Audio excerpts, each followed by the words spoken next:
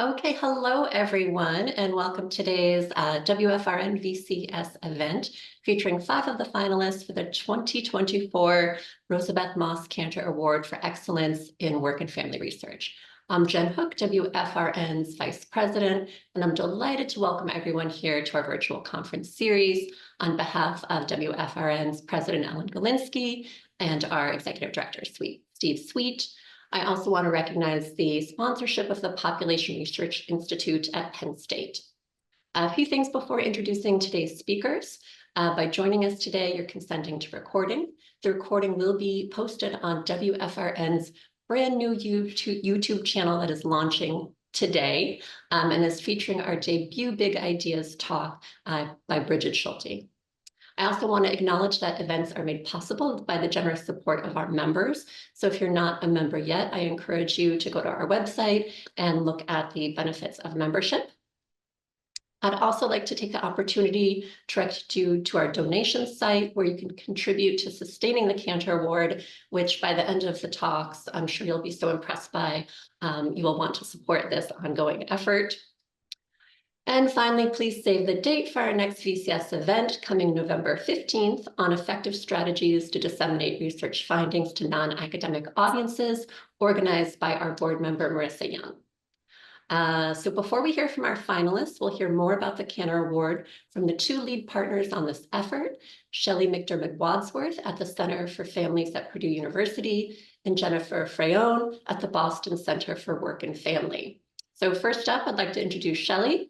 Shelley MacDermid Wadsworth is a distinguished professor of human development and family science and director emerita at the Boston College Center for Work and Family. Sorry, I'm the director emerita of the Center for Families at Purdue, but I'm so sorry. It's no problem. Jennifer and I work very closely together, and it's understandable. I'm so pleased to be here today, and I'm so pleased that WFRN and Jen in particular, Jen Hook, have chosen to feature the Kanter Award in this way. These authors represent the best that our discipline has to offer, and I want as many people as possible to know about it. Since 2000, the Rosabeth Moss Kanter Award for Excellence in Work-Family Research has been given annually by the Center for Families at Purdue and the Center for Work and Family at Boston College to recognize scientific articles published that combine exceptional rigor with important insights about the relationship between work and non-work life. Rosabeth Moss Kanter stimulated the modern work-life movement with her 1977 monograph, Work and Family in the United States. Nominations for the award are neither solicited nor accepted. Instead, a panel of international reviewers examines every article published in 85 scientific journals, more than 2,500 articles in all. Multiple rounds of review yield the winning article. The goals of the Kanter Award are to identify the best of the best scientific research on work and family, and then bring it to the attention of broad audiences of scholars and corporate practitioners. This work is possible thanks in part to financial support provided by the member companies of the National Workforce Roundtable, an initiative of my good colleagues at Boston College. This year, the Kanter Award was given for the 25th time. Over the years, studies have won the award that are qualitative, quantitative. They're from Europe, Asia, North America, South Pacific. The disciplines on the committee and among the scholars are extremely diverse. Today, unlike 25 years ago, I think we're having a much more collective conversation. We're more aware of the work from other disciplines. Now we're looking at the interface all the way from individual physiology up to macro level policies. We always want to add more countries and more disciplines. So please do nominate your colleagues or volunteers to serve. To date, 423 articles have been recognized as a nominee, finalist, or winner. 857 authors have been recognized, and there have been 1,083 recognitions total. Our 2 centers are also deeply appreciative of the support from the leaders of the Work and Family Researchers Network in allowing us to present this award at the conference. We know that WFRN is the go-to place to all scholars who are passionate about these issues, and it's fitting that the winners can be recognized at the conference and here. The competition could not proceed without the hard work of scholars around the world. Since 2000, reviewers have come from 46 countries, 335 different reviewers, serving between 1 and 15 years of service so far, an average of 3 years, for a total of 1,118 reviewer years of service. In 2024, the international jury consisted of over 70 scholars in 11 countries and many disciplines. Who could have imagined 25 years ago that this community would embrace this award so well and so enthusiastically, and so grateful for this collective effort to help us all be aware of the wonderful work that members of our community do. Thank you so much for letting us be here today. Thank you, Shelley. And now I would like to introduce Jennifer Fraone, who is the interim director, and I will get the affiliation right this time, of the Boston College Center for Work and Family. Thank you so much, Jennifer, to you and Stephen for inviting me to be part of this today. The BC Center for Work and Family has been a proud partner of the Rosabeth Moss Kanter Award since its inception, and I personally have had the honor of working with Shelley on the award process since 2005. As the director of the BC Workforce Roundtable, I have observed firsthand the light bulbs that go off for practitioners when they learn the findings and review the recommendations from many of these studies. The mission of the BC Center for Work and Family since its founding in 1990 has been to bridge the worlds of academic research and corporate practice.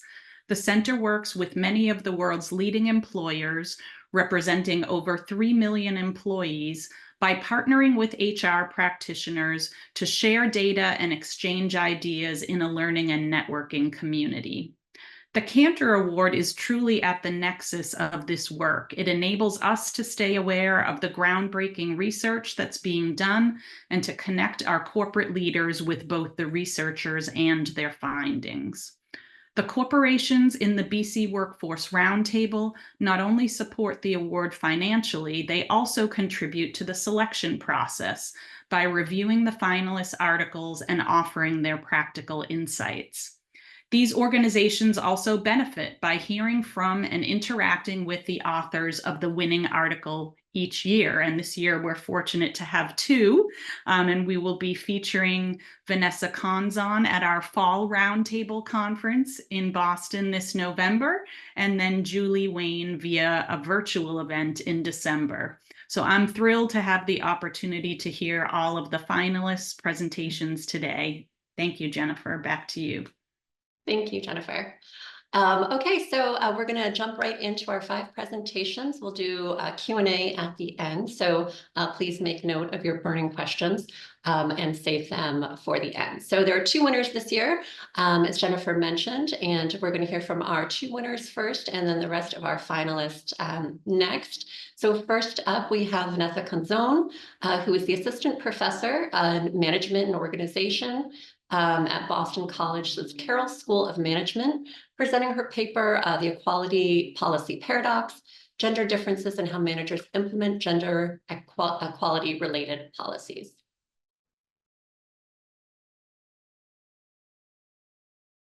Got to unmute myself. All right. Hello. Thank you for the introduction. I won't read out the title again. Can you all hear me? Like a thumbs up? Not? Okay, great. Thank you. As we know, and many of our work of the people here today is focused on is looking at how can we improve the experiences of women in organizations so we lessen experiences of gender inequality. And recently, a lot of work has looked at the manager's role in particular and how to address issues of gender inequality. And within that, research is focused on how managers' gender itself affects if and how they're able to ameliorate this gender inequality. So if I'm a female manager or male manager, how does that affect my ability to address the gender inequality experienced by my own subordinates? Within this, there's sort of 2 general areas of theory. The first is what I refer to as identity-related theories. And this generally predicts that women managers are going to be more likely to be invested in implementing these policies because they affect members of their identity group. So either, themselves as women or subordinate women who are members of the same in-group. And the second group is value-related theories, which is basically women managers are more likely to hold values such as liberalism that are more aligned with amelioration of gender inequality. And so they're more likely to support these organizational initiatives. So the general prediction from this would be that women managers would be more likely than men managers to support gender equality related initiatives. However, actual findings are mixed. And this suggests that there might be some unaccounted for mechanisms. And so what I'm going to do in this paper is I'm going to sort of spotlight and focus on the relation to managers' role performance. So, this previous existing literature I talked about had sort of not focused on the fact that men and women managers, as many of your research focuses on, in fact, experience different constraints in the workplace day to day. So we know, for instance, women are much more likely to face backlash for displaying male type behaviors or traits in the workplace, and for managers, a lot of that has to do with being assertive. So women are more assertive, they face backlash. Or the idea just that women in of themselves, women seen as lower status category in a managerial higher status category role that is seen as conflictual. So the research question I focused on in this paper is how do gender differences in managers' role performance, so the fact that men and women are experiencing these different constraints in their role, that impact how they implement these gender equality related practices and policies. So the data I'm drawing on, I'm a qualitative scholar primarily. So this is a 26-month ethnography of a professional organization of STEM workers, so consultants, specifically who I focused on with the rollout of a flexible work policy at the organization, which ended up, I framed as a gender equality related policy. Because as we know, and many of the work of you all here has touched on, right, that while yes, sometimes implementation of these policies, of course, can lead to backlash against women, generally the idea of creating more flexible schedules because women, because of cultural norms, do more childcare and so forth, it can help facilitate women's entry and retainment into the workplace. So now I'm going to go to my findings, which I'll spend the majority of the talk on. So, I found this paradox, which is what ended up in the label of the talk, the equality policy paradox. Basically, the managers who are most vocally supportive of work-family management, which, as I'll show, would be women managers, were also the most opposed to the policy of flexible work. So women managers, again, very vocally supportive. As manager Lori said, there's never a question. You've got to take your time with your children. I'll help find people to cover your work. Manager Tiffany explained, trying to set a tone in my unit that work-family balance is okay. But at the same time, these managers were also much more likely to oppose the policy. So, Manager Kathleen told her employees that they needed to get her approval every time they wanted to work flexibly. And they talked about being concerned, as in Manager Tiffany's second quote. In contrast, men really did not have any sort of vocal support at all for workers' work-family management. It was just not an issue for many of them, reflecting the fact that many of them had stay-at-home wives. And so when, they were indifferent to the policy when it rolled out, managers like Gerald said, I have employees who use it, it's fine. Manager Samuel said, I have no concerns about Flexit. There's no challenges, there's nothing. So I had this observation, and then from some of my initial interviews, and then my question was like, well, why does this take place? And so this is what I will focus on today. So the first thing to understand is the organizational gendering processes and role constraints that men managers and women managers faced. So a lot of the men managers were sort of funneled into these more technical expert and client relations from the beginning. So to be clear, because I sometimes get these questions, these managers hold the exact same positions on the organizational chart, but because of they had the same sort of set of prior roles, but within those roles, right, they had been assigned different tasks. So men had been typically given more technical expertise in client relations historically before moving up to managerial positions, whereas women had sort of been encouraged to go practice and then eventually self-identified as having more project management tasks and skills. So Lori, for instance, I don't have it fully in this quote here or this evidence in the table, but she talked about how she's like a people person and that's her strength, not her technical skills. In addition to that, so this kind of bifurcation of technical specialization and client specialization, it was also variation in formal authority. So this tracks with a lot of other literature, right? When the male managers would tell employees to do something, employees in general were just much more likely to respond. Whereas in contrast, women managers had a lot more difficulty, like Manager Lisa said, I cannot make anyone do a single thing. They choose to do something or they do not do it. So men and women managers basically, yes, same formal role, but facing these variations in role constraints. Men managers coming into the role with this technical expertise, client relations expertise, and having the formal authority now more easily recognized, whereas women managers brought into the role with a self-understanding and a recognition from others of being these sort of people developers of internal employees, and also having a harder time sort of gaining cooperation from their subordinates. So this led to differences in how the actual day-to-day work of the managerial role was carried out. So men managers tended to focus much more, again, on this technical expertise. So I'm a subject matter expert, as Scott said, he talks to his customers, call me anytime, and I try to be hands-off. So they sort of took this more hands-off role, where in contrast, women managers saw themselves as helpful internal brokers. So they're helping their internal employees. As Tiffany said, I'm here to give my employees the tools and resources and support they need. I tell them, come to me if you need help. And this has different implications for the time and space of work. So male managers who are, again, taking this client-focused, hands-off approach to their employees, right? While where they work then doesn't matter on where their employees work. Their employees could work different times and locations. It doesn't affect the male manager as much.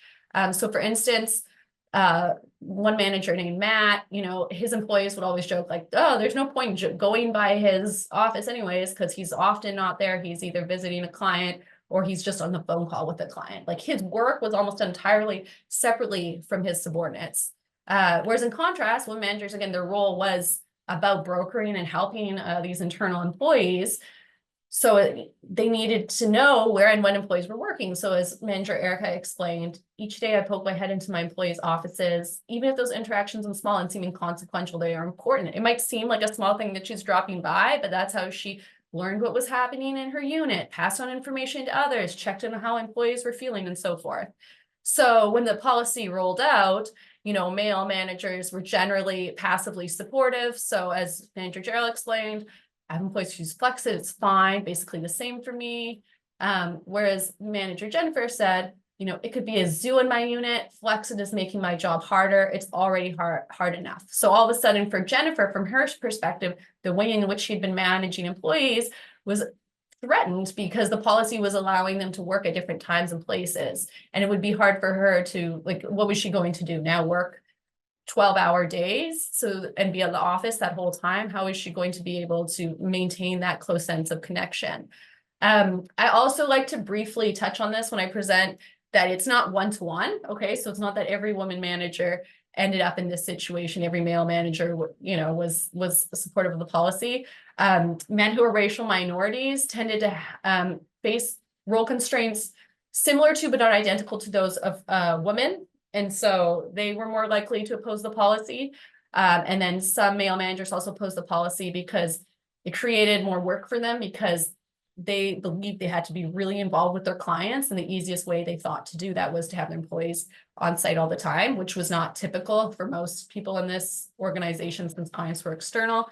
And then there are also 4 of the 15 women who had managed to cultivate this technical and client-related expertise through various different ways as they were coming up in the organization or coming in from external, and they focus on those sort of tasks in their daily managerial work and were, fine with the policy and very actively, more actively supportive of it than the male managers. So just briefly, contributions to theory. So my goal here is, my goal. What I ended up doing was I identified this mechanism I call the interactional role mechanism. So basically I started with this, there's the identity mechanism, there's the value mechanism, and I said, okay, here's this interactional role mechanism. It very much based on the work of Irving Goffman, as I talk about in the paper. But basically it's how these interactional daily processes are shaping how the managerial role is actually carried out, and how the policy itself, we have to think about whether it disrupts or maintains that. And this just taking the more kind of networked view, relational view of the carrying out of the manager's work in relation to the policy. And then also, as I highlighted at the beginning, surfacing this equality policy paradox. I think a lot of the existing literature took as given that beliefs or values, or the one's general support of work family was then going to translate into actual policy support. Whereas I sort of, I'm disentangling those two. You can be really supportive of helping workers improve their work family, but then the practicalities when the rubber hits the road of a particular policy can make it very difficult. So thank you. I think I'm within 10 minutes. I'm a quick talker. Right, Thank hand you, it off to the Vanessa. next person. Okay, next up we have Julie Holliday Wayne, who's a professor and David C. Darnell Presidential Chair in Principal Leadership at Wake Forest University School of Business. She's presenting her paper with co-authors, Who's Remembering to Buy the Eggs? The Meaning, Measurement, and Implications of the Invisible Family Load. Thank you so much. And what you're going to see between Vanessa's paper and mine are very different methodologies. And so how exciting it is to just see great work being done with lots of different methodologies. So I'm presenting on behalf of my colleagues, most of whom are at the University of Alabama, Mara Mills, Marilyn Whitman, Russell Matthews, and my colleague Yireen Wang is here, and she's at Asia School of Business.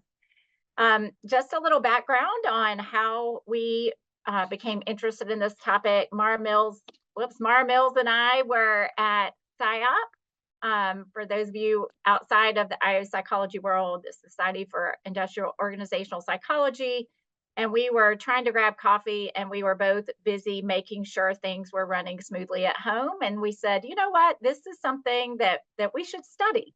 How about we collaborate on this? And so we were aware that there was this cartoon published in The Guardian in 2017, just how, mom as project manager and lots of popular press. So Google searches show that in 2017, searches for mental load went up, and it's continued to be a popular term. And so we thought, well, let's dig into the literature and see what's been done. And one of the things that we saw that this was talked about a lot in the popular press. Let me give you an example from Forbes that both captures what this represents as a construct, but also kind of the challenge that we faced in studying it. So in Forbes in 2019, Carol says, the mental load, also sometimes called emotional labor, is having lots of things on your mind. Having to remember to pick up eggs, label your kids' PE kit, plan the Christmas shopping, buy and make dinner, read the communications from school, and the list goes on. Even if you ask someone to buy the eggs, it's you checking to make sure the eggs, in fact, were bought. It's essentially project management. And when it's at work, that's what we call it, project management, or just management. It's a whole job. And yet when it's at home, we call it, well, we don't really have a word for it. And so that's what we found. We went to the literature is we found a number of challenges that there really wasn't a lot of consensus around the label used. Some people called it mental labor, some called it mental load, some called it emotional labor, some called it cognitive labor, some called it household management. And if we don't have the same label, it's unlikely that we have the same definition. And so a lot of this work had been in small samples. Qualitative work, very, very helpful. But what we found was that not only was there not a consensus around a label or a conceptual definition, but there had not necessarily been a very thoroughly developed scale for use in either research or practice. And so really our journey was, before we can dig in deep to studying this construct, what does it mean? What should we be calling it? And how should we measure it? So that was our journey over a series of 5 studies. And so we started with our first study in much less depth in terms of our qualitative focus than what Vanessa described. But we surveyed about 150 people, and we asked them, what are some of the things you do to meet the needs or care for your family that maybe not is so visible to others. And then we kind of content coded what they said. And so by far, the number one thing was planning and scheduling. Almost 100% of people indicated planning and scheduling, but there were other words that they used, like deciding, checking, reminding, problem solving, paying attention, delegating, advising. So we took this information along with all the other definitions that we saw in the literature, and we proposed, here I'm going to refer to it as mental load, but in fact, in our study, we evolved through the review process because, as you'll see, it's not entirely mental. So we labeled it invisible load. We didn't use labor because the concept of emotional labor is a different construct in the IO-OB literature. And we refer to it as family because we realize it sometimes extends beyond our immediate household. But we propose that there were 3 factors or dimensions of the invisible family load. The one that showed up the most frequently in our qualitative data is this idea of the managerial load, planning, organizing, scheduling kinds of activities on behalf of your family. There's also cognitive load. This is just problem solving, making decisions, remembering, and thinking about things that have to do with your family. And then finally, the 4th most common word that people talked about was worry. And so we have this 3rd factor called the emotional load. And this is where people are, they're worrying about meeting the needs or keeping up with things and the responsibilities for their family. So that's kind of what evolved. And then we also asked them in study 1, what are some of the ways this non-visible work that you do in your family affects you, affects your family, or affects you at work? And we emphasize this could be positive or negative. Now, the literature, the popular press clearly depicted this as uniformly negative. And we, I guess, anecdotally, that had kind of been our experience when we were talking about it. So maybe a little bit surprisingly, what we certainly found that people talked about stress and burnout and how it affects their relationship. But there were also people who talked about how much they liked it. And there was a sense of fulfillment from doing this, and that they liked kind of being the manager, the person, the leader, the decision maker at home. And so that kind of shifted our thinking a little bit to the possibilities of, is this all bad? So once we had kind of this idea of what is this construct, how do we define it, I explained how we chose to label it, then we undertook a series of studies to develop and validate a measure. And so we could be here much longer than 10 minutes if I go into details on all this, but I would just kind of walk you through. We conducted a second study where we developed based on our definitions, about 15 items per factor. We had subject matter experts do some content validation procedures. We narrowed that down to further. We did exploratory factor analyses. One of the things that emerged, one of the things we expected, and certainly what was depicted in the popular press and the prior research, was that generally women experience this as at higher levels than do men. But what we had uncovered is in our response scale that we had initially used I think it was a 5-point agree scale, and we had very high means. And we weren't getting a lot of variance. And as a result, the gender differences were fairly small, if at all. And so we actually conducted a study where we varied. We did 7 different response formats. And what was really interesting, and I think this has broader implications for how we measure work-family constructs, that the response scale mattered. It mattered to the means we saw. It mattered to the variance we got. There were, in some cases, different factor structures, had different criterion-related validity, and gender differences varied depending on the format that we used. And so we ultimately, through that more comprehensive process, decided to use a 7-point frequency scale from never to always, and we found that was more appropriate than using an agree scale. So with that, we developed 3 items per factor. And then we wanted to see, why does this matter? And so indeed, we did find in our final study with about 450 people that women do report significantly more visible family load across all 3 of our factors. We did find that higher reporting of invisible family load was associated with some of the big 5 personality factors, particularly conscientiousness and neuroticism.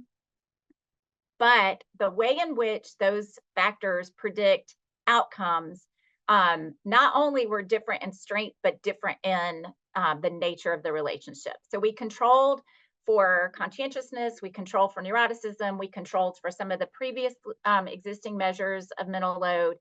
And emotional load was really detrimental across the board. It was associated with higher family to work conflict, sleep problems, job and family exhaustion, and lower family to work enrichment and life and family satisfaction.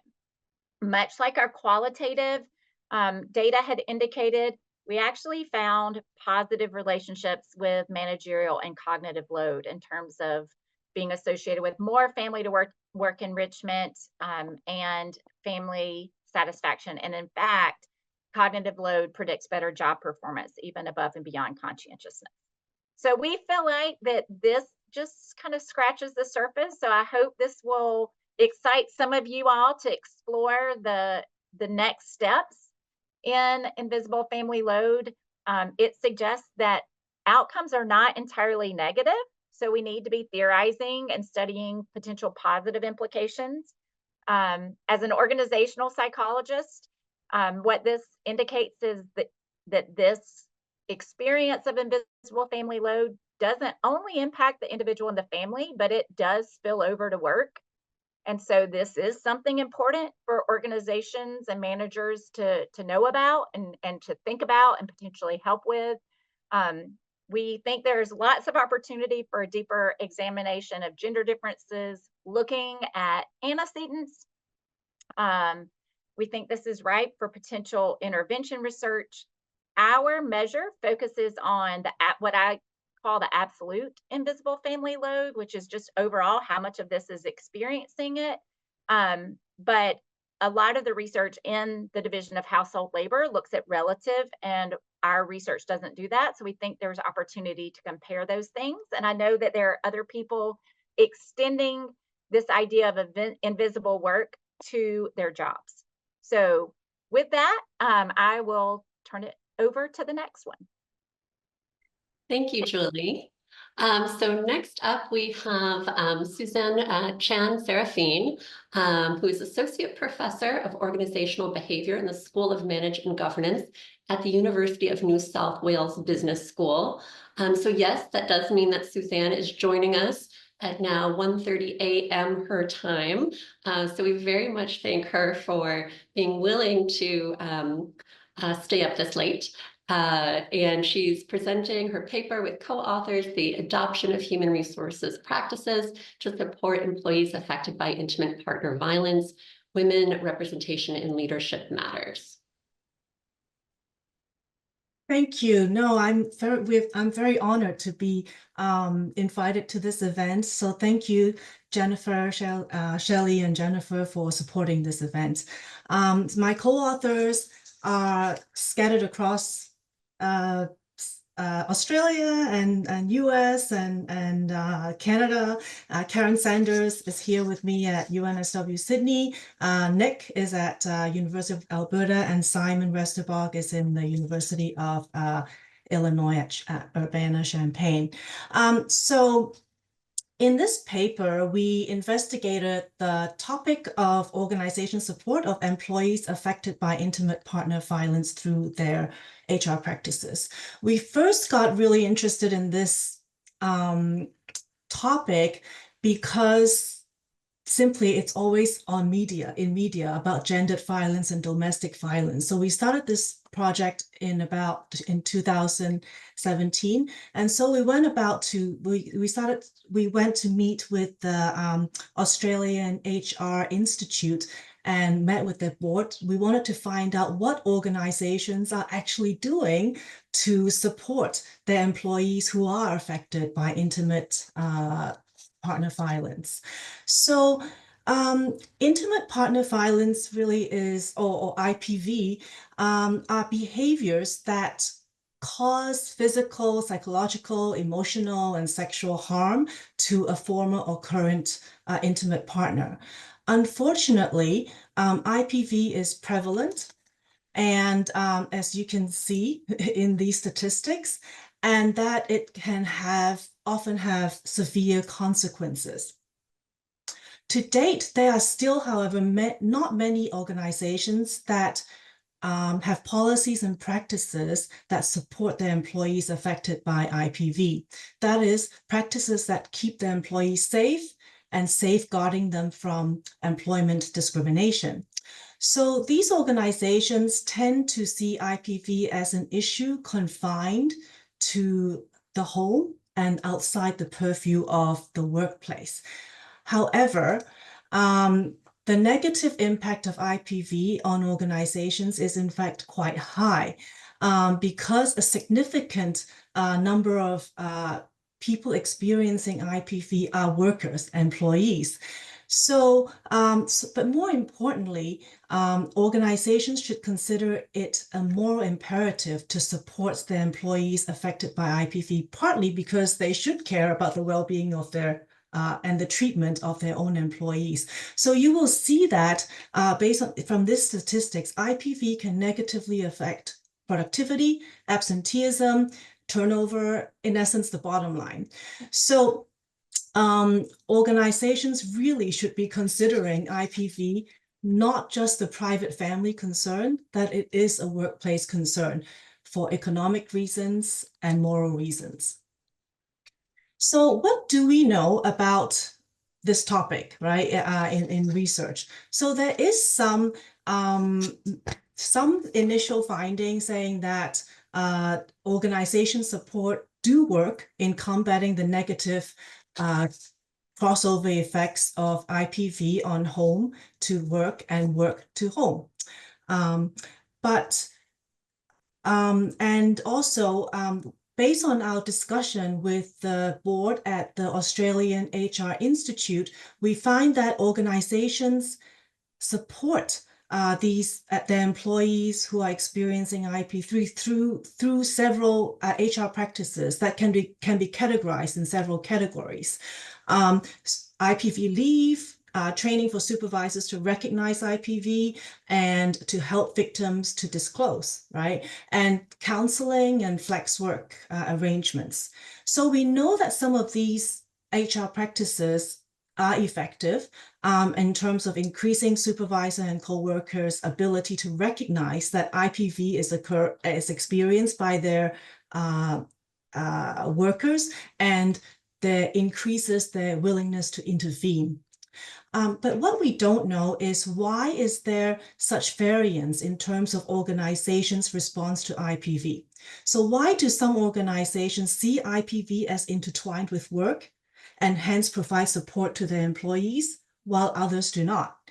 And so we decided to examine this question from a leadership and gender perspective. A leadership perspective because leaders have the power to initiate and implement practices to tackle this issue, and a gender perspective because of social role expectations that women are expected to support socially responsible and family-friendly practices. So our research basically examines how the gender configurations of CEOs and top management teams shape organizations' adoption of IPV-related HR practices. I'm just going to go through quickly our hypothesis and some of the theories that we drew on to develop those, to propose those hypotheses. In the first hypothesis, we used a social role theory and argued that organizations with female CEOs are more likely to adopt IPV-related practices. And That's because women are socialized and expected to be more communal and be more supportive to those who are more vulnerable compared to men who are more likely to engage in self-interested behaviors.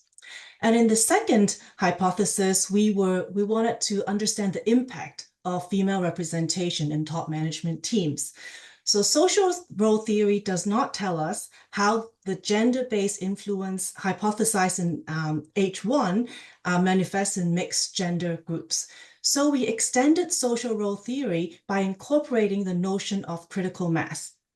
We argue that within top management team, when the representation of women is low and when they are a token, very few of these practices would be adopted. So you can see it from this curvilinear relationship here. From here to here, it's not significant, right? It's pretty flat.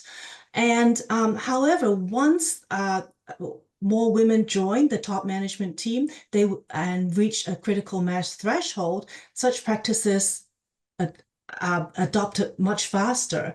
And however, but such adoption will taper off when female representation reaches this critical mass plateau. At this point, the top management team already values women's contributions and already has buy-in of the IPV-related practices, so a top manager's role as a woman becomes less important. And in hypothesis 3, we wanted to look at the interaction between CEO and the female representation in top management teams.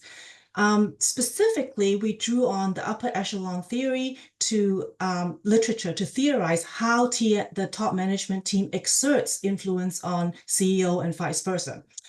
So basically, we argued that CEO gender effect will be weak when women in top management team are in a token position. So you see the line here. But it will likely strengthen when women in top management team has reached a critical mass threshold. And so at this point, you will see this positive relationship much steeper than when the organization has male CEO. And again, as the same thing for hypothesis 2, it tapers off because of the same type of mechanism as discussed earlier. And so we conducted 2 studies to test these hypotheses. One was from we recruited HR professionals from the Australian HR Institute, and these HR professionals are from 414 different organizations, with various organization type and different organization sizes, which we all controlled for. And basically what we found was all 3 hypotheses were supported, but I wanted to highlight some interesting findings. So one part is the hypothesis 2 was only partially supported in that before the critical mass, there actually when a woman is a token woman in the top management team, there was actually a positive effect on the adoption of IPV related HR practices. And so that's an interesting finding. So token theory did not apply here in this data. And also we found that when the organization has a female CEO, the critical mass plateaus earlier at 32% versus when the CEO is a male, right? The plateau was 38%. What this means is that fewer women in the TMT is actually needed to shift the dial when the organization is led by a female CEO. And similarly, in a second study, this is a different study where we used archival data from the Workplace Gender Equality Act. This is a data set where non-public organizations with more than 100 employees must report to this organization.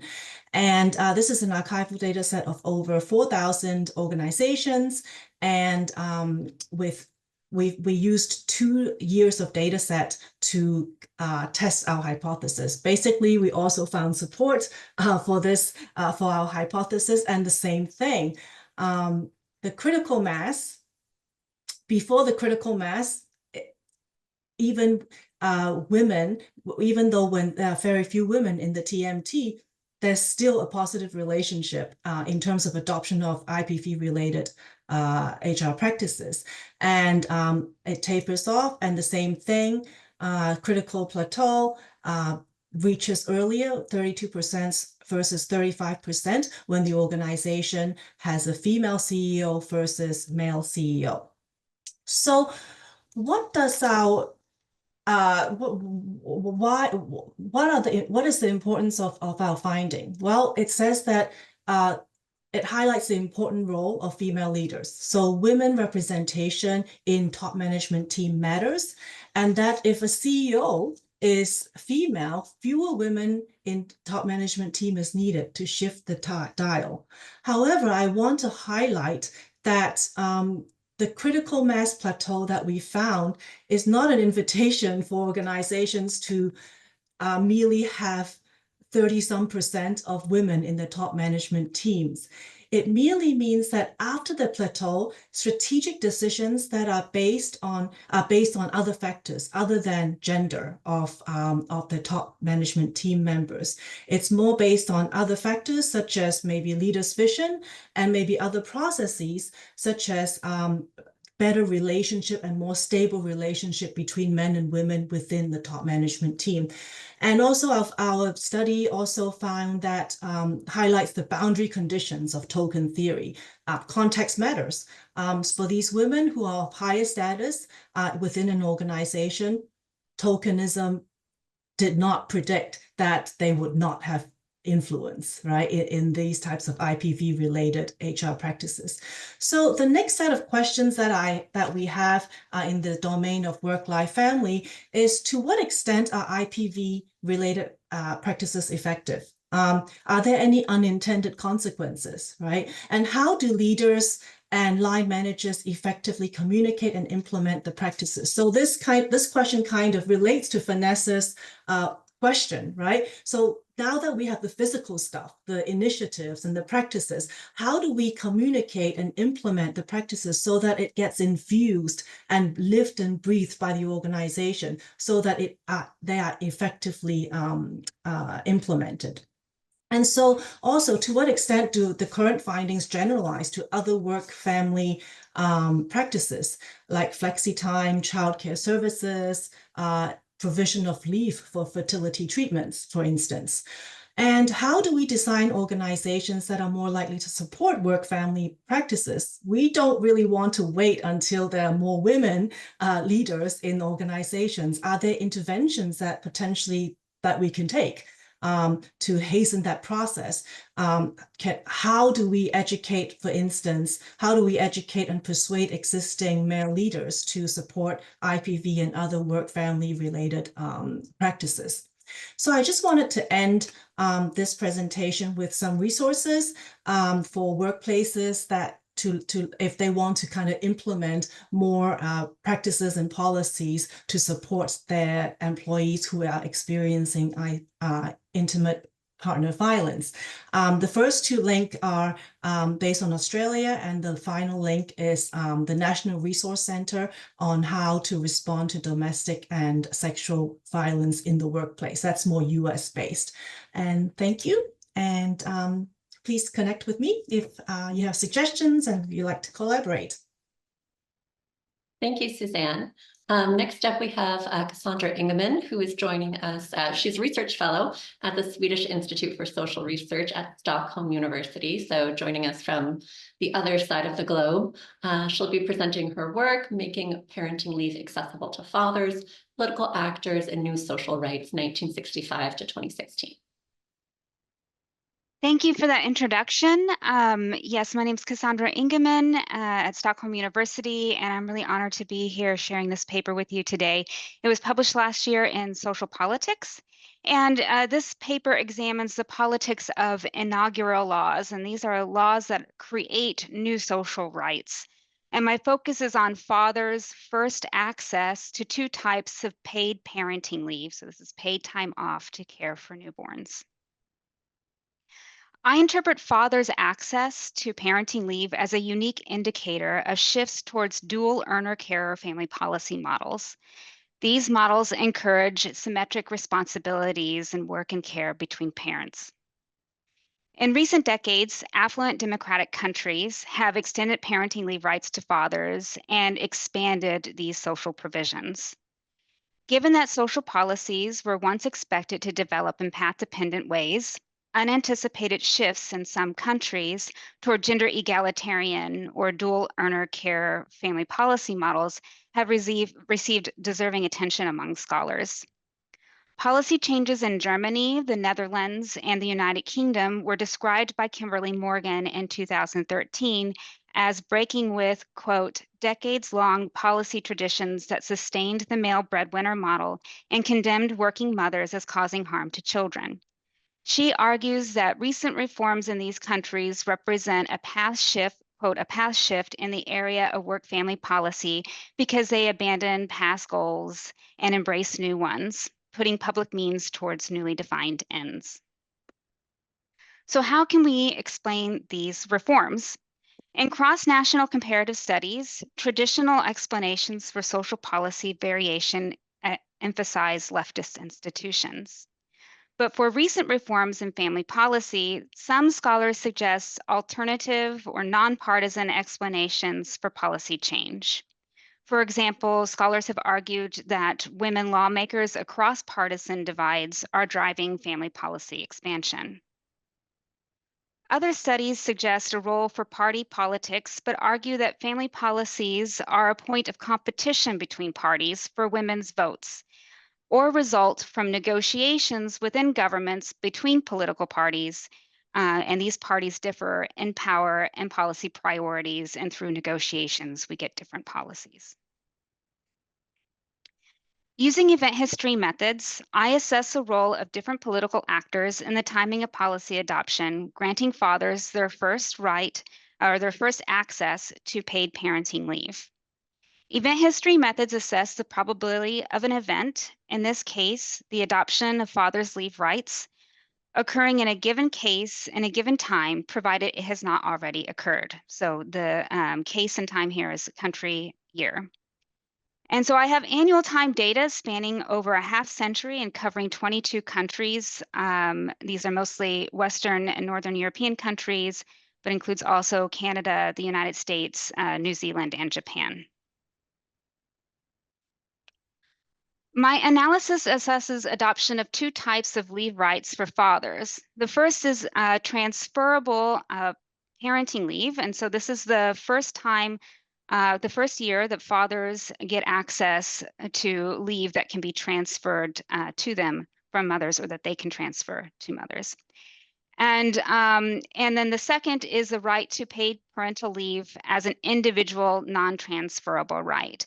And these distinctions are really important because we know from the research that mothers are more likely to take the leave that's transferable, and that non-transferable parental leave can really encourage fathers' use of this time off, of this right.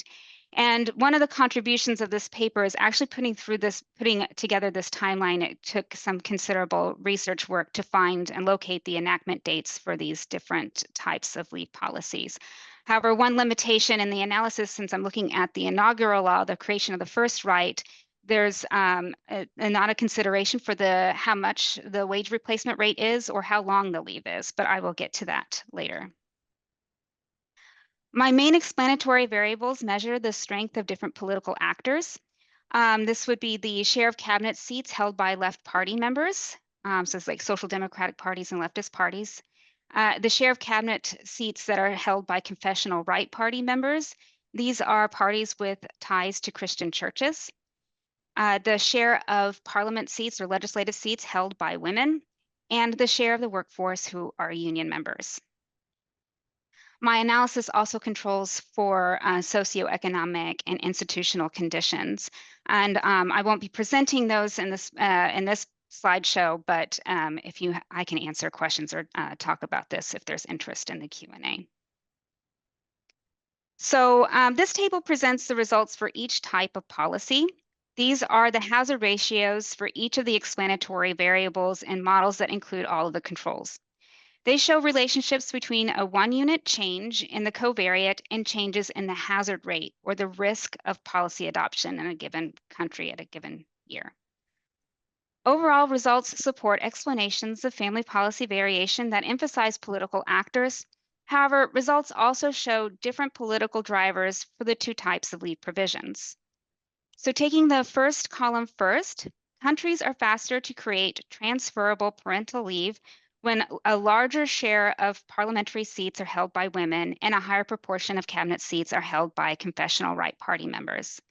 A 1% increase in confessional right share is associated with nearly a 4% increase in the odds of policy adoption. For women lawmakers, this is a 20% increase in the odds of adoption.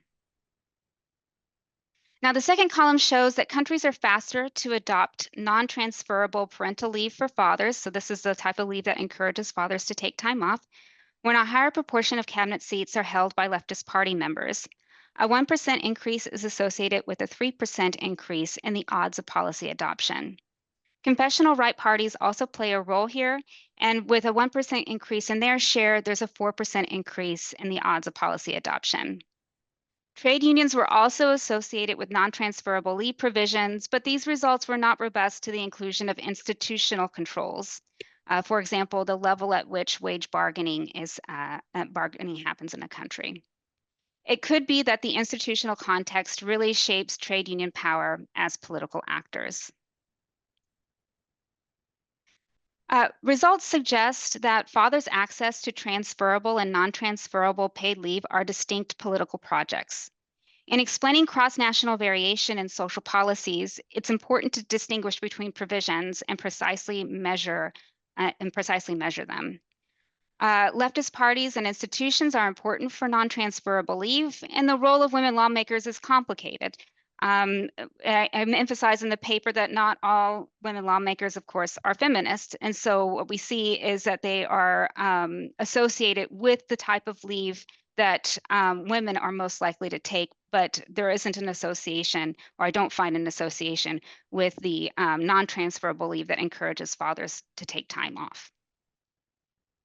Leave policy adoption is also sensitive to incremental increases in confessional right party power. Confessional right parties rarely hold a majority of cabinet seats in a country. And so I take this finding to mean that as cabinet seats, as confessional right parties gain more seats in the cabinet, the family policy as a project becomes more salient for the government, for the parties that are in power in government.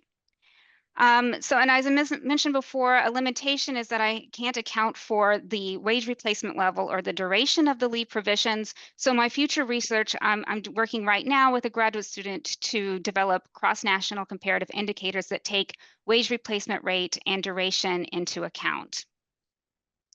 And then just taking a few seconds to talk about what I'm doing next, I'm going to be looking at the role of organized labor in the development of leave provisions cross-nationally, kind of delving a bit deeper into this role that I found for union density in this paper that wasn't robust to the inclusion of institutional controls. So take a deeper look of what's happening at the country level and how country level contexts may shape the extent to which trade unions can advocate for social policies that affect all workers regardless of membership. So this is a project that will be starting next year with the support of an ERC starting grant. So with that, thank you. Great, thank you so much, Cassandra. Okay, next up we have Yuko Hara, who is a visiting assistant professor at the Maryland Population Research Center at the University of Maryland, presenting her paper, Gender Differences in Scaling Back, Family Formation and Aspirations Towards Work Achievement Among Japanese Adults.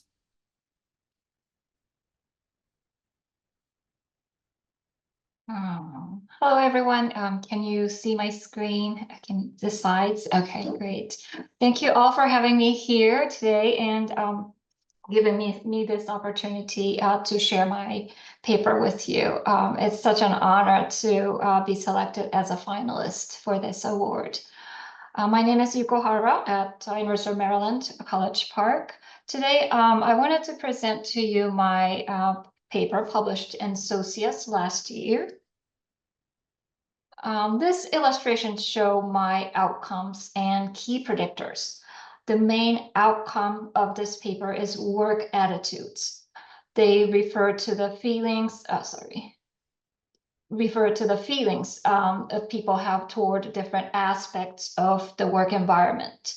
Examining attitude toward work is important, as work attitudes, specifically aspiration toward achievement, have implications for gender inequality inside and outside the home. If women place less priority on work achievement as a result of family formation, that shift in attitudes reinforces and legitimizes the division of household labor, which may hinder women's labor force participation and career advancement. Work attitude in the paid workplace predict work outcomes such as performance, and may consequently partially explain workers' chances of securing higher positions for women and men. Aspiration toward work achievement also potentially influence how employers treat their employees. Assessing factors that affect work achievement aspiration would be particularly crucial for a country like Japan, where women account for only 15% of senior leadership positions, which is lower than any other advanced economies.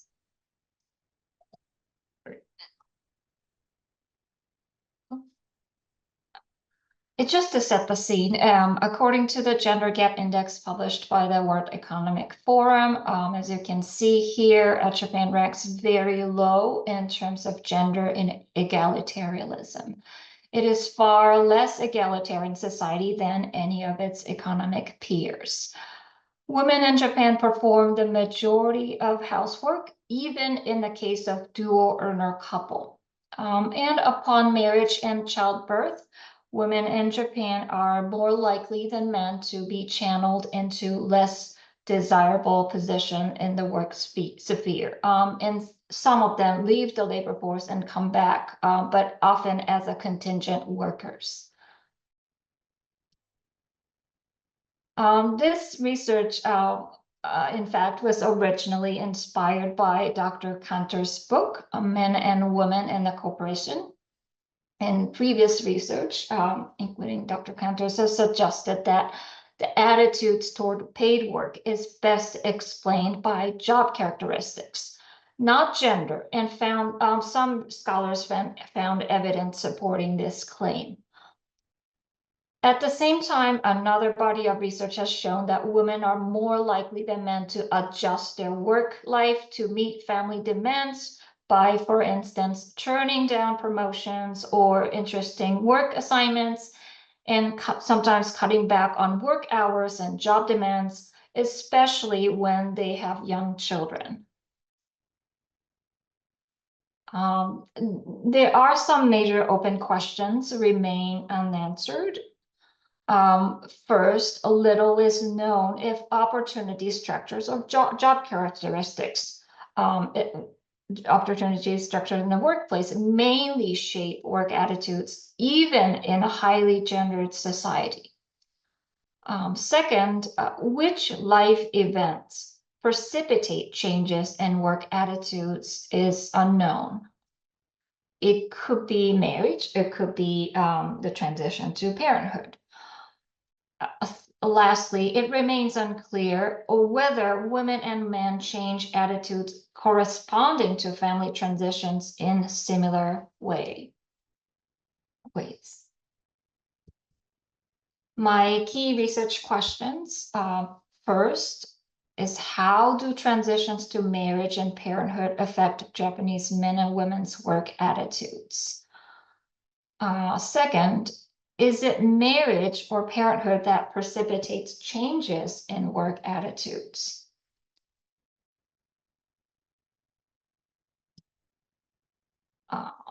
In Japan, where the difficulty of combining work and family responsibility is presumably high, individuals are hypothesized to choose to focus on either paid work or family responsibility.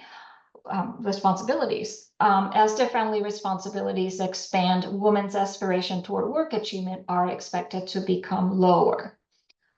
That's corresponding to hypothesis 1. And for men, in the Japanese context, where many women leave or change the job, leave the labor market or change the jobs upon marriage or childbirth, it is even possible that for men, the increased financial responsibility may lead to higher aspirations toward work. The third hypothesis is about corresponding to the different two theoretical perspectives that I explained. Job characteristics mediate or explain the effects of marriage and parenthood on aspiration toward work achievement for both genders. For this study, I used Japanese Life Course Panel Survey. I would like to thank University of Tokyo for providing this data. I used data, 6 waves of data with an 11 years of window of observation. The total sample size is around 20,000 person-year observations. I use fixed effects models, and again, outcomes. Main outcome is the aspiration toward work achievement, measured by importance of work success, as well as aspiration to improve work skills. In the models, I included various variables, including age, different kinds of job characteristics, location of the place, that location of people, etc. My key independent variables is the combination of marital and parental statuses. Here are the results of a series of fixed effects models for men and women. The top part is men and the bottom part is a woman. I think what's interesting about the findings become clearer when the results are graphed. Left side indicates the importance of work success, and the right side indicates the aspiration to improve work skills. The green line was for men, and the blue line indicates women. Changes in work attitudes. Men's work, the green line, the men's work attitudes are largely unresponsive to family formation once job and demographic characteristics are adjusted. However, women's attitudes are still negatively associated with family formation, even when controlling for various job characteristics. The patterns of changes are similar for both outcomes. In some, becoming a wife and becoming both a wife and a parent both have a negative impact on work attitudes, especially aspiration toward work achievement. Just to summarize my key findings, marriage and becoming a parent are negatively associated with work achievement as aspiration for women, even when adjusting for job characteristics, which is largely consistent with family responsibility perspective. Contrary to what previous research suggests, entry into marriage, not parenthood, triggers shifts in women's work attitudes even before having children. Some implications of, I think, the findings shed light on the gender-specific significance of family life events for individuals in early to middle adulthood. Findings also highlight the limitation of strategies inspiring women's enthusiasm for work achievement through improving just their workplace positions alone. Lastly, findings may have implications for other social contexts similar to Japan's. For the future, I would like to look at other indicators of work attitudes because that's the limitation of the study. I had to limit to those 2 indicators of job aspirations. Thank you very much. Thank you so much, Yuko. And now we've heard from 5 of our finalists, and we are open for discussion. You may raise your hand, you may unmute yourself, you may put something in the chat for me to ask, whatever you're most comfortable with.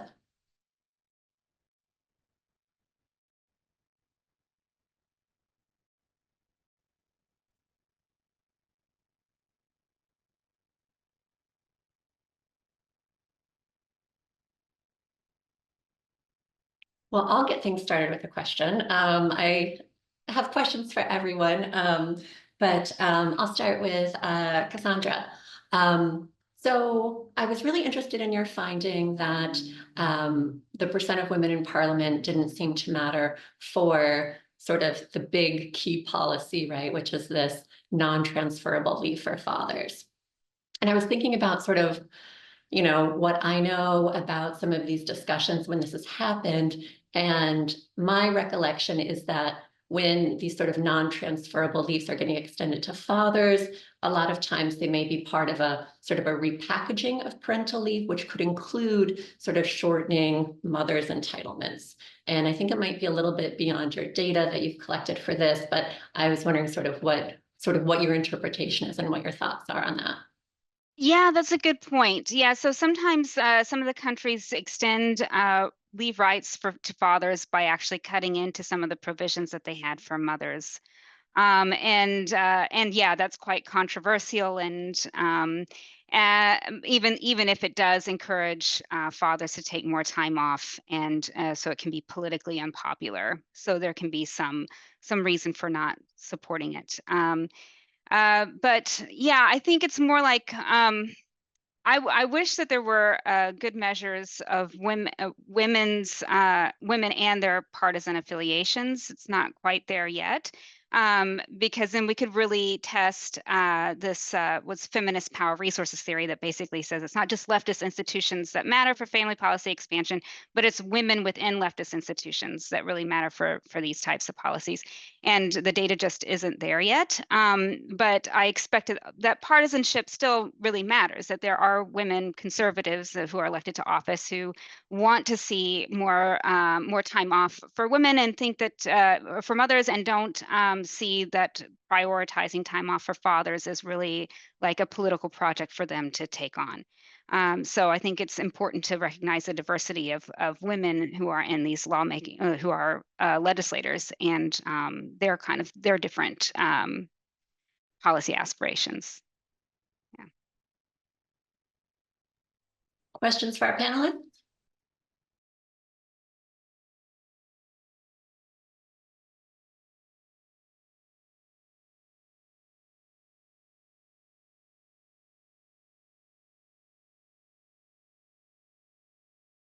I'll throw one out there. So Cassandra, Vanessa, and Suzanne all kind of really looked at who is supporting policies for men and women and why. And I guess I'm curious, Vanessa, I'm particularly interested in how your findings link with what Cassandra and Suzanne presented, because in some ways your findings that women are less likely to, it's like they say they support them, but then they actually don't. Like, I don't know, maybe I'll just throw out there, I'm curious. I see connections across the three of your work, and I'm curious what you see and how you might reconcile some differences, or where do you see similarities?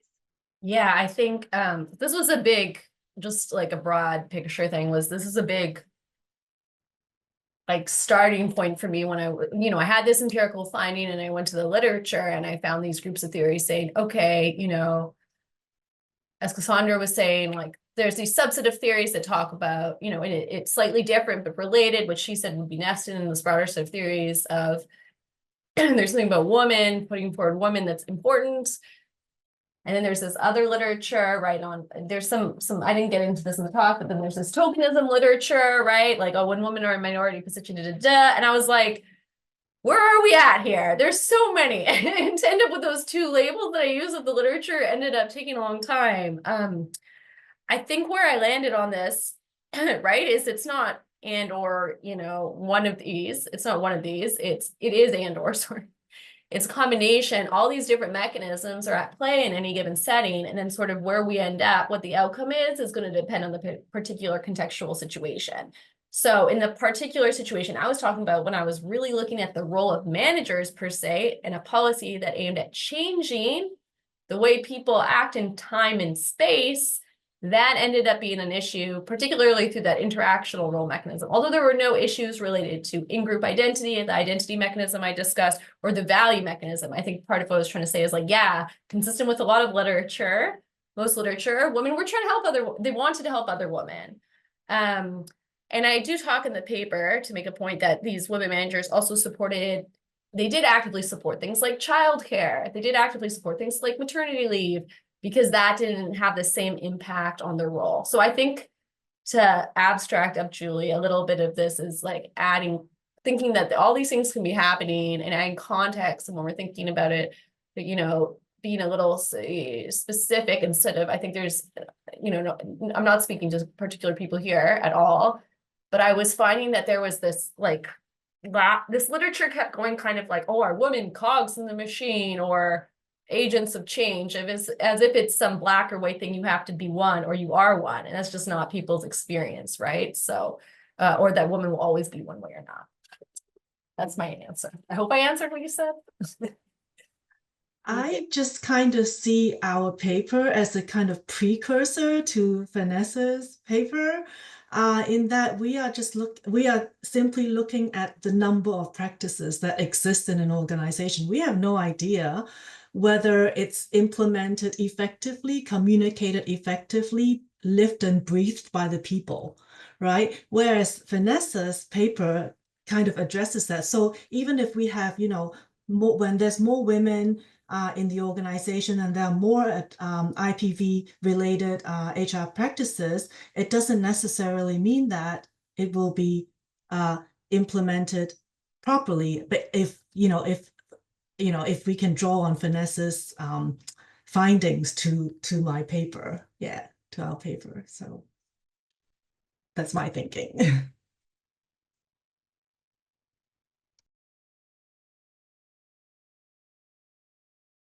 Other questions for our panelists?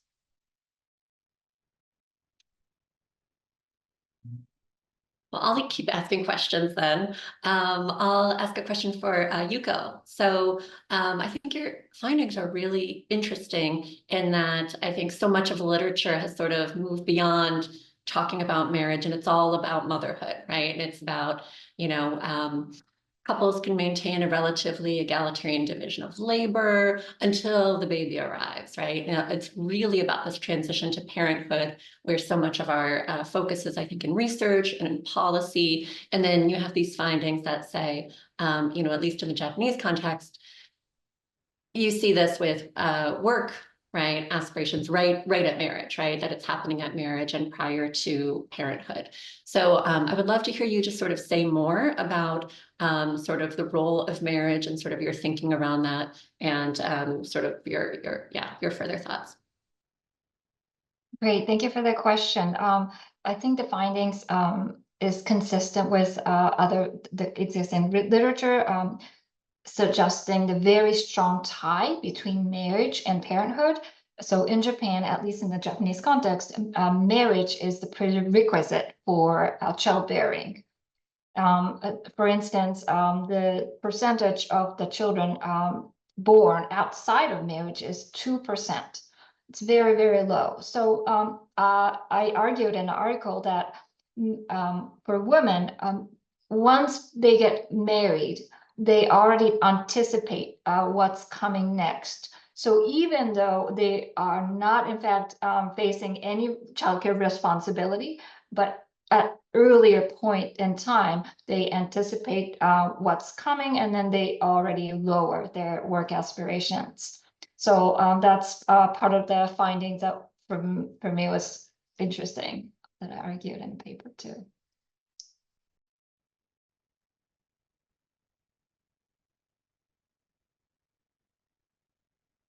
Other questions?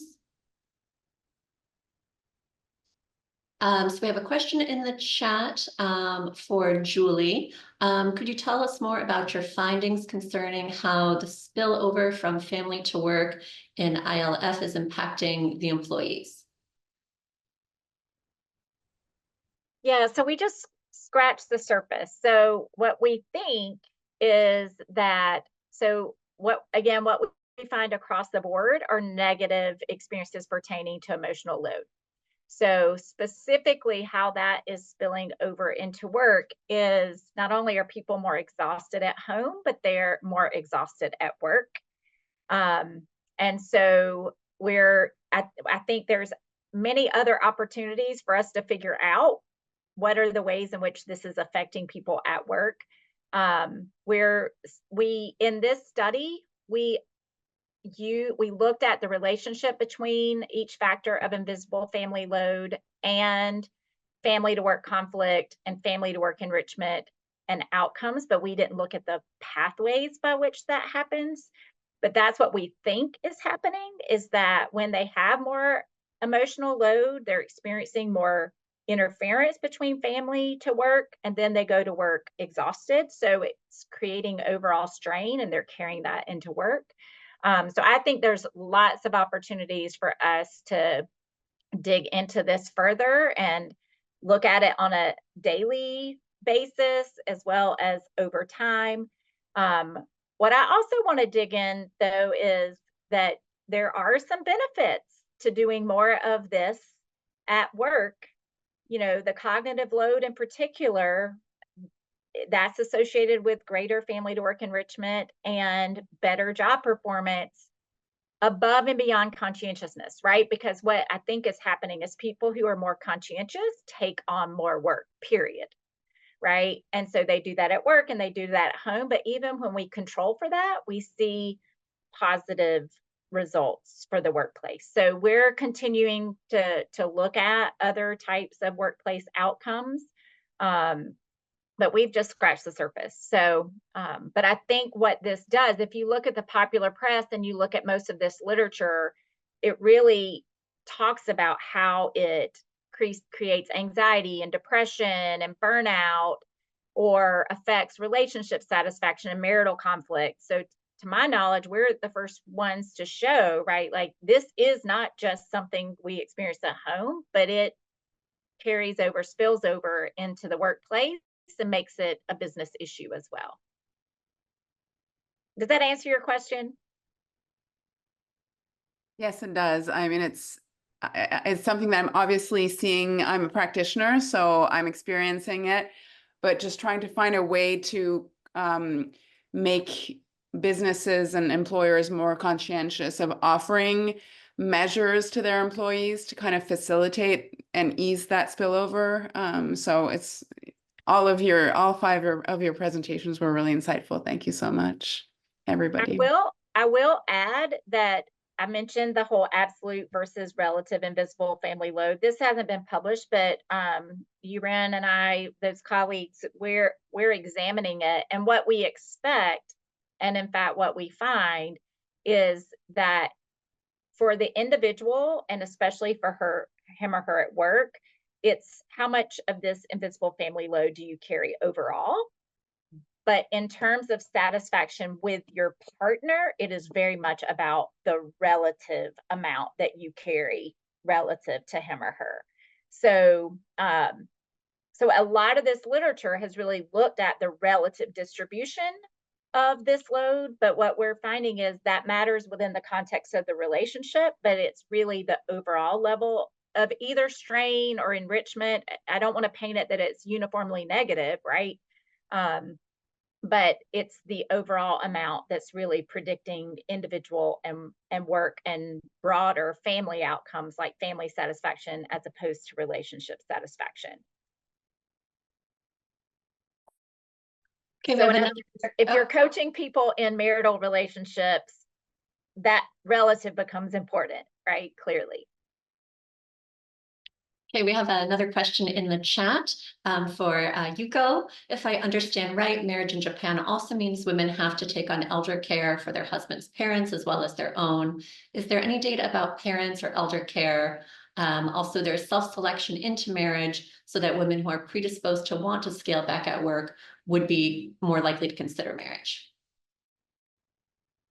Thank you for the question about the elder care. I don't remember. I don't think the survey data that I used for this paper contains elder care variable. So that's another thing that I addressed in the paper as a limitation as well, because my paper only focuses on 2 life events, marriage and the transition to parenthood. So that will be will be an interesting future project to see what about the other transitions, including taking responsibility of the elderly parents.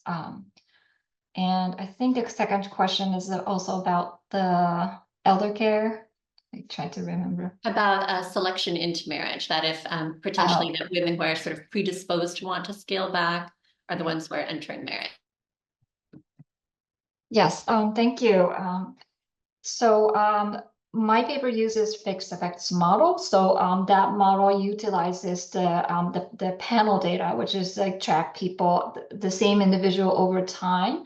So at least you can't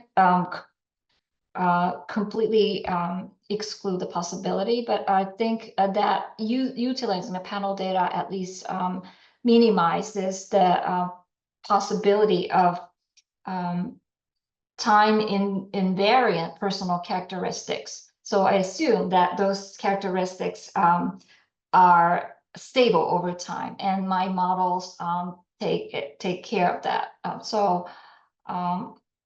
Yeah, that's would be my answer to that question. Great, thanks. I think we have time. One very last question here in chat. I'm following a newly created advocacy group called Moms First, asking for U.S. policy to transform corporate America and policy arena and our culture to enable moms to thrive. Do any speakers have any thoughts on this group or their agenda? That's Moms First.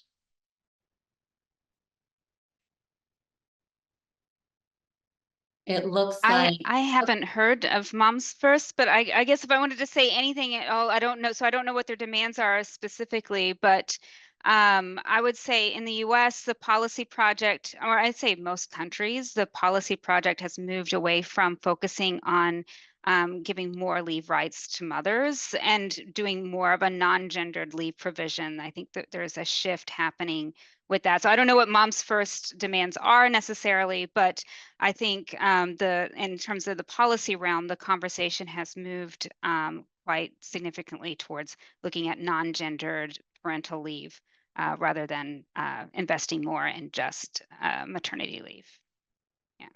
great. Thanks, Cassandra. And we are now at time.